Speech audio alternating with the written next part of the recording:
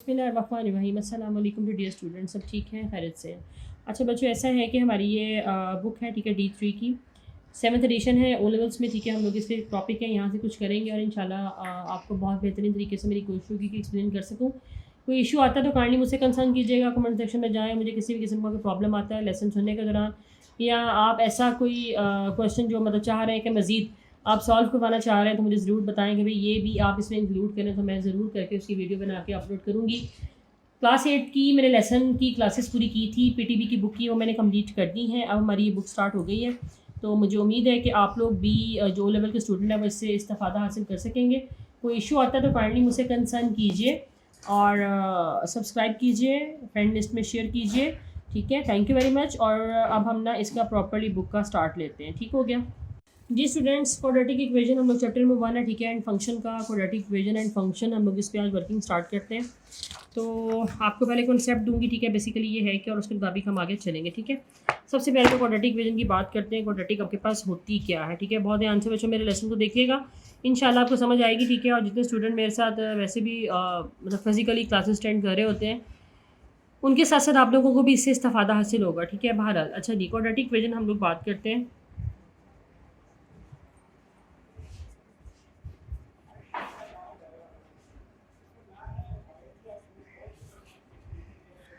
अच्छा बच्चों, quadratic equation है, ठीक है। बेसिकली क्वाड्रेटिक इक्वेशन होती क्या है, ठीक है।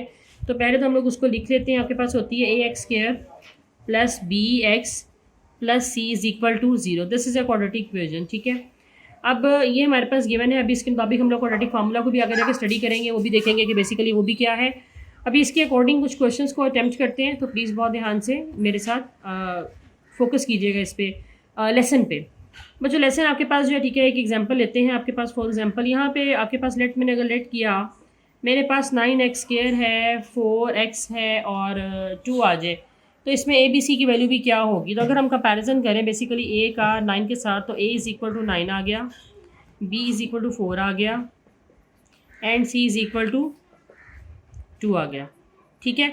तो बेसिकली क्वाड्रेटिक इक्वेशन से हमारे पास ना a and b and c 3 यहाँ से वैल्यूज़ भी निकल आएंगी, ठीक है। एक तो ये बात होगी। दूसरा ये कि हमें इसे सॉल्व किस तरह से करना है। इसको सॉल्व करने के 2-3 तरीके हैं, ठीक है। एक तो क्वाड्रेटिक फार्मूले का आ गया, by complete mid term breaking आ जाएगा, ठीक है। मैं आपको ये भी बताऊंगी, भी कंप्लीटिंग स्केल का बताऊंगी, ठीक है। तो ये इंशाल्लाह आप अच्छे तरीके से अंडरस्टैंड करेंगे, लेकिन फिलहाल एक बार दोबारा से ओवरऑल व्यू लीजिए। a x² plus bx plus c equal to 0, this is a quadratic equation. Quadratic equation मैंने खुद से लेट किया कि this is a example, just ये बताने के लिए कि इसमें a b एंड c की वैल्यूज़ क्या होती है। मैंने लेट किया 9x², ये मैंने खुद से लेट किया, ये मुझे ऐसा ये किसी क्वेश्चन का फिलहाल हिस्सा नहीं है। 9x² प्लस 4x प्लस 2, तो 9 आपके पास जो है बेसिकली ये x² के साथ था, तो दिस इज़ योर a, ठीक है। अगर हम कंपैरिजन करें तो a इज़ इक्वल टू 9 आ गया, b इज़ इक्वल टू 4 आ गया एंड c इक्वल टू 2 आ गया, ठीक हो गया। यहाँ तक मुझे उम्मीद है कि क्लियर हो चुका होगा। अब हम आगे चलते हैं जी स्टूडेंट्स। आपके पास यहाँ पे x² -5x और -6 है, ठीक है। हमने इसको किस तरह से करना है, हम यहाँ तो इसकी मिड टर्म ब्रेकिंग करेंगे, ठीक है। ये हम लोग इसकी इस तरह से फैक्टर्स बनाएंगे कि ऑटोमेटिकली आपको समझ आएगी कि हमने इसके फैक्टर्स बनाने भी किस तरह से। ये वीडियोस बहुत एप्लीकेबल रहेंगी आप लोगों के लिए, अगर आप इससे सीखना चाहें तो ये कोई मुश्किल चीज़ नहीं है। बड़ा मैं आपको सिस्टमेटिकली सिखाऊंगी इंशाल्लाह कि आप इसके पेयर्स किस तरह से बना सकते हैं। देखिए बच्चे, इसको बनाने का प्रॉपर तरीका क्या है। ये आपके पास x² है, ये -5x है और ये -6 आ गया, ठीक है। बेसिकली लाइन लगाना ज़रूरी नहीं है। एनीवे, फर्स्ट टर्म को थर्ड वाली टर्म से मल्टीप्लाई कीजिए, आपके पास क्या आ गया, -6x²। अगर हम in first and last term को मल्टीप्लाई करें तो मेरे पास क्या आ गया, -6x²। मेरे पास -6x² तब आना चाहिए अगर मैं मल्टीप्लाई करती हूँ, और अगर मैं ऐड या सब्ट्रैक्ट करती हूँ तो मेरे पास -5x आना चाहिए। अब मुझे देखना ये है कि मेरे लिए बेसिकली ये जो मिड में टर्म है -5x, कौन सा ऐसा पेयर एप्लीकेबल होगा कि मैं उसको मल्टीप्लाई करूँ तो मेरे पास -6x² आ जाए, ऐड करूँ तो -5x आ जाए। अब मैं यूँ करूँगी, this is same here now, first term same लिख देनी आपने वैसे की वैसी। बेटे 6 है, आप 6 का लीजिए एलसीएम, ठीक है। बहुत आसान पैटर्न सिखा रही हूँ, बहुत ईजी। ये 7-8 के स्टूडेंट्स भी इससे बहुत अच्छा सीख सकते हैं। 2 3 ज़ा 6, 3 1 ज़ा 3। अब कितना आसान है कि अगर मैं -2 में लिखती हूँ, ठीक है, मतलब मैं -2 क्योंकि मुझे -5x चाहिए, ठीक है। अगर -2x और -3x में दोनों को ऐड करूँ तो this is equal to -5x। भाई ये कंडीशन तो फुलफिल हो गई हमारी। -5x एंड -5x इन दोनों को मैंने ऐड अप किया, जो मेरे पास यहाँ से आए थे, तो they are same now. But multiplication में मुझे देखना है कि मुझे -6x² चाहिए। तो आया -6x स्क्वायर आता है कि नहीं आता? अगर आएगा तो किस तरह? देखिए बच्चों, -6x स्क्वायर लाने के लिए मुझे क्या करना है कि मुझे -2x को -3x से मल्टीप्लाई करना होगा, इन्हीं टू टर्म्स को मल्टीप्लाई करना होगा। देखिए minus into minus plus, minus minus multiply कीजिए प्लस, 2 3 जा 6 x into x x square, मेरे पास +6x स्क्र आया है, बट मुझे रिक्वायरमेंट -6x स्क्र की है। तो मैं क्या करूँगी कि इस पेयर को मैं रिजेक्ट कर दूँगी, ये मेरे पास एप्लीकेबल नहीं है इस क्वेश्चन के लिए। ठीक है, अब मैं आपको आगे बताती हूँ कि इसमें आगे क्या करना है। जी स्टूडेंट, इट मीन्स कि मेरा पहला वाला पेयर जो है वो सिलेक्ट नहीं हो सका। ठीक है, मैंने उसको रिजेक्ट कर दिया। अब यहाँ तो 2 3 मल्टीप्लाई करें तो 6 आता है, यहाँ मैं ऐसा करूँ कि मैं 6 को मल्टीप्लाई करूँ 1 के साथ, वो भी 6 आता है। अब मुझे क्या करना है कि मैं अगर -6x में से 1x को माइनस कर दूं तो मेरे पास क्या आ जाएगा? -5x। मेरी बात अंडरस्टैंड कीजिएगा, दोबारा चलते हैं इस पर। -6 में से अगर +1 चला गया, आपके पास माइनस कर दें बेटा, तो -5x आ जाएगा ना। इट मीन्स कि मेरी ये जो मिड वाली आपके पास टर्म है ये फुलफिल हो रही है इसके मुताबिक। ठीक है, अगर -6x को, इसी वाले को मैं मल्टीप्लाई करती हूँ 1x के साथ, तो 6 1 ज़ा 6 और x into x x square. It means कि मेरी सेकंड वाली रिक्वायरमेंट भी जो है वो मल्टीप्लाई करने के बाद ये वाली फुलफिल हो रही है। इट मीन्स कि मेरे पास जो पेयर यहाँ पे एप्लीकेबल होगा वो क्या होगा कि -6x और +1x। ठीक है, अब मुझे आपको बताना है कि किस तरह से हो रहा है। ठीक है, इंशाल्लाह आपको जरूर समझ आएगी। -6x + 1x and -6, this is same now. ये मेरे पास सारा रफ वर्क था, ठीक है, जिसको आप कंसिडर कर सकते हैं। अच्छा, अब हम क्या करेंगे कि ना, मुझे आपको बेसिकली दोबारा थोड़ा सा एक बार रिव्यू देना, तो ध्यान से क्वेश्चन पे सुनिएगा। एक्स स्क्वायर को मैंने 6 से मल्टीप्लाई किया तो -6x स्क्वायर आया मेरे पास, ये मल्टीप्लाई के बाद आ गया। अगर मैं ऐड सब्ट्रैक्ट करूँगी तो मेरे पास -5x आना चाहिए। क्या आना चाहिए? -5x आना चाहिए। मैंने पहला पेयर आप लोगों को बताया था 2 × 3 करके, मगर मेरी रिक्वायरमेंट फुलफिल नहीं हो रही थी। ठीक है, मैंने अगला पेयर सेलेक्ट किया कि मेरे पास 6 कहाँ कहाँ आता है, या तो 3 2 ज़ा 6 है या 2 3 ज़ा 6 है। उसके बाद अगला जो मेरे पास पेयर सेलेक्ट होता है वो होता है 1 × 6, तो वो क्या आ गया? 6 1 ज़ा 6 आ गया। अब मैं ये करूँगी कि -6x में से अगर +1 को मैं माइनस कर दूँ तो मेरे पास -5x आ जाएगा। मेरे पास क्या आ जाएगा? -5x आ जाएगा। लेकिन ये तो दरमियान वाली कंडीशन को फुलफिल कर गया। अब इसी में अगर इन दोनों को मल्टीप्लाई करती हूँ तो मेरे पास क्या आया? -6x स्क्वायर आता है। यस, वो आता है। -6 को मैंने 1 से मल्टीप्लाई किया तो -6x into x x square. तो मतलब ये है कि मेरे पास ये वाला पेयर जो है और ये वाला, ये दोनों जो है इस पर सेलेक्ट हो रहे हैं। ठीक है, इस पर मतलब इसके लिए सही है, बिल्कुल एक्यूरेट है। ठीक है, अब देखिए मेरे साथ क्या ना, -6 में से +1 गया तो -5 आ गया। -6 को मैंने x से मल्टीप्लाई किया तो -6x स्क्वायर हो गया। फर्स्ट 2 टर्म में से आप x को कॉमन ले लीजिए तो x -6 आ गया। अगली 2 टर्म में से +1 को कॉमन ले लीजिए तो x -6 आ गया। और कीजिए x -6 and x -6, these both brackets are same. If these are same, it means कि मेरी मिड टर्म ब्रेकिंग बिल्कुल एक्यूरेट है।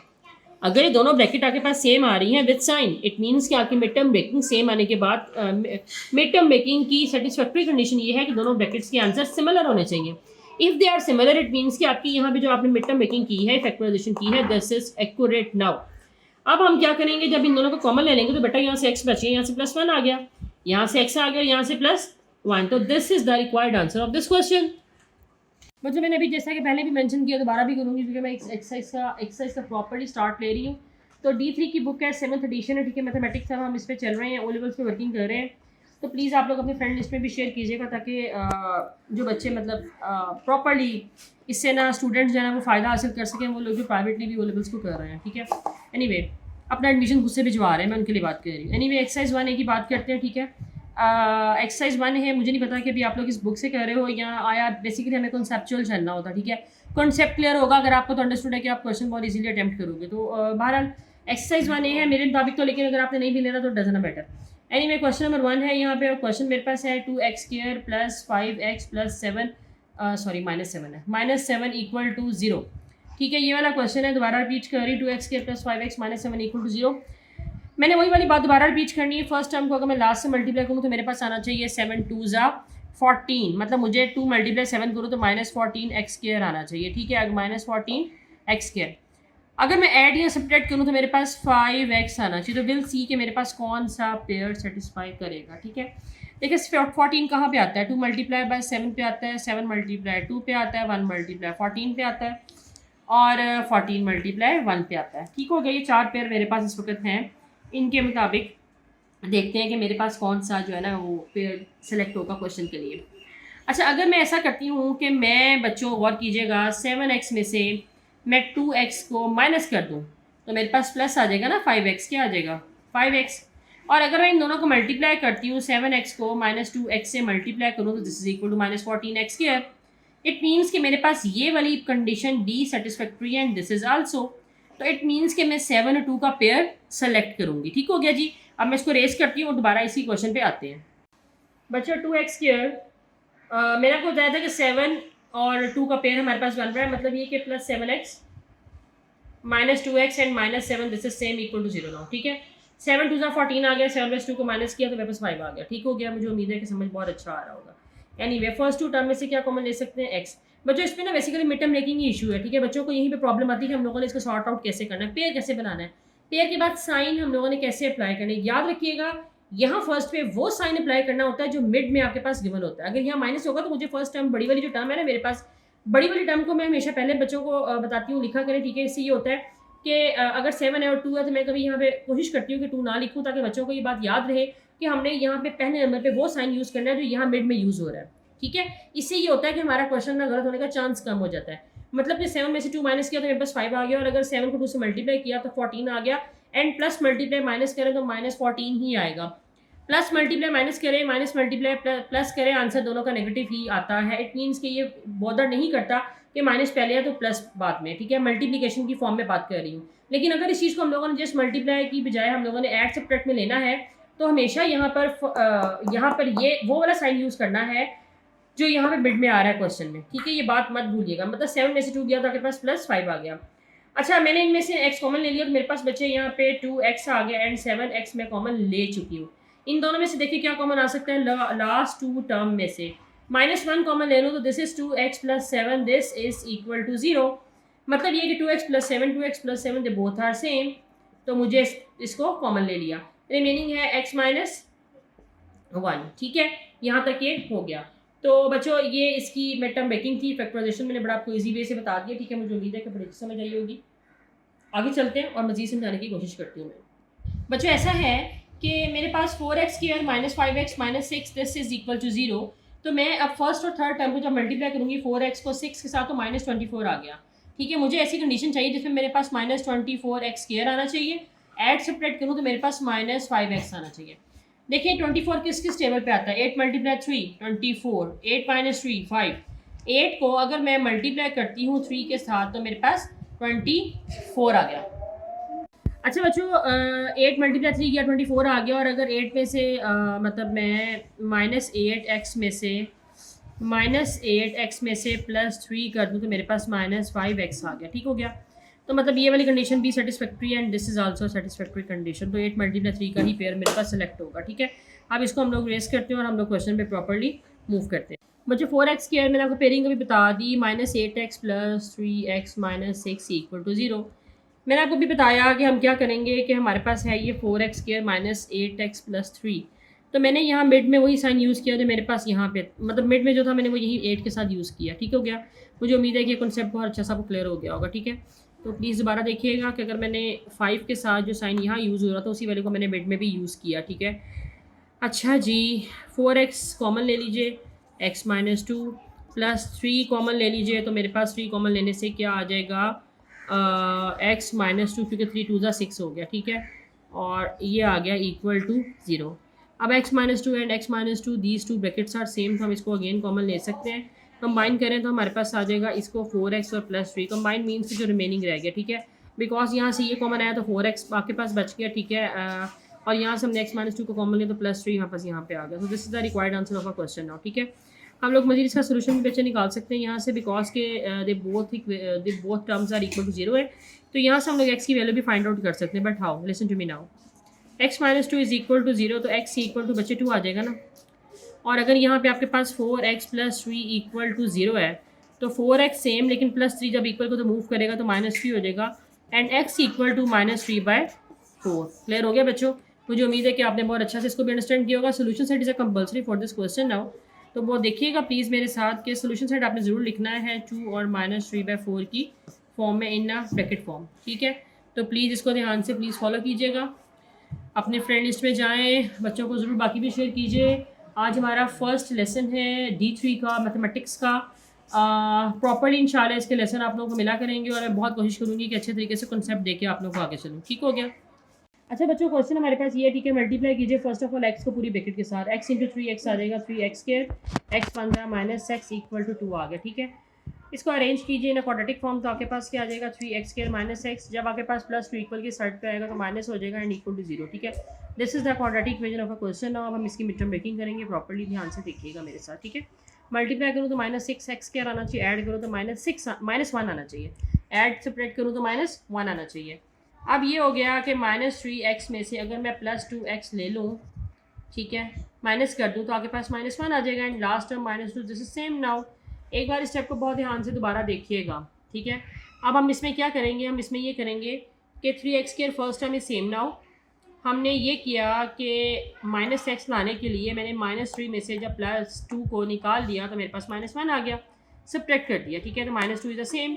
अगर 3 को 2 से मल्टीप्लाई करूँ तो 3 2 ज़ा 6 एंड अगेन 3 2 ज़ा 6, सो दे आर सेम नाउ। मैंने आप लोगों को बोला था कि यहाँ पे मैं वो साइन यूज़ करूँगी जो आपके पास क्वेश्चन के मिड में होगा, मिड टर्म ब्रेकिंग के मिड में होगा, बी की सातवीं टर्म के साथ होगा। वो क्या था, माइनस था, ठीक है। तो मैंने डेट्स पे यहाँ पे माइनस यूज़ किया, सो आपको क्लियर हो गया होगा। एनीवे, दोनों में से 3x कॉमन ले लीजिए, तो x -1 + 2 कॉमन ले लीजिए, x -1 this is equal to 0। x -1 and x -1 they both are same, हम इसे कॉमन ले सकते हैं। यहाँ 3x + 2 आ गया बच्चे, these are also in a bracket. अच्छा जी, यहाँ पे x -1 को आप पुट करें equal to 0, x equal to 1 आ गया, 3x + 2 इक्वल टू 0, तो 3x इक्वल टू -2 आ गया और x इक्वल टू यहाँ 3 डिवाइड मल्टीप्लाई हो रहा है, वहाँ जाके डिवाइड हो जाएगा, ठीक है। ये भी मुझे उम्मीद है कि आपको समझ आ गया होगा, ठीक है। ये सारा क्वेश्चन है। आज मैंने थोड़ा सा लेसन लिया है अभी स्टार्ट में, इंशाल्लाह इसको आगे भी लेकर चलेंगे। मुझे उम्मीद है कि आपको बड़ी अच्छी समझ आएगी। प्लीज़ शेयर कीजिए, ठीक है, फ्रेंड्स में अपने, और सब्सक्राइब कीजिए चैनल को। कम्प्लीटली वीडियो को ज़रूर वॉच करें ताकि आपको इससे अंदाज़ा होगा कि आपने अगले लेसन्स को भी बहुत ध्यान से सुनना है। आपको इससे बड़ी अच्छी डिटेल मिलती रहेगी और आपने ये करना है कि इसकी बस प्रैक्टिस करनी है, ठीक है, क्योंकि मैं आपको सिर्फ कॉन्सेप्ट दूँगी। आप कॉन्सेप्ट की बेस पर क्वाड्रेटिक इक्वेशंस को बहुत अच्छे तरीके से फैक्टराइज भी कर सकोगे, आगे क्वाड्रेटिक का फार्मूला है वो भी अप्लाई कर सकोगे। तो बहरहाल जी, आज फर्स्ट लेसन था। Will see the feedback from students now, hopefully कि बड़ा पॉजिटिव रहेगा और आप लोग इस पर वर्किंग करेंगे।